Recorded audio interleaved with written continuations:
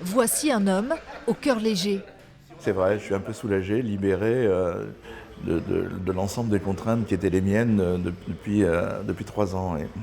Fini son militantisme au sein d'Europe Écologie Les Verts. Fini son rôle d'adjoint à la mairie de Périgueux.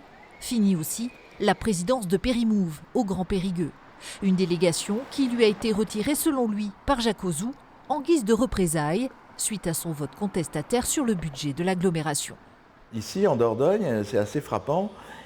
Ils font de la politique comme on faisait de la politique il y a 30-40 ans, c'est-à-dire avec des gens au pouvoir qui exercent un pouvoir très, très dominant autour d'eux, quoi. Drôle d'ambiance. En 2020, pourtant, François Carême, nouveau venu sur la scène politique, ne manque pas d'entrain. Candidat au municipal, il récolte plus de 7% des voix avant de faire alliance dans l'entre-deux tours avec la future maire Delphine Labaisse.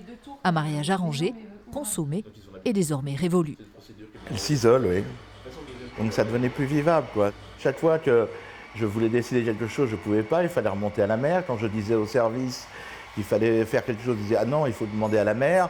Du coup, ça prenait 1 mois, 2 mois, et puis la décision n'était pas prise. Une démission surprise et une critique sévère de la sphère politique périgourdine.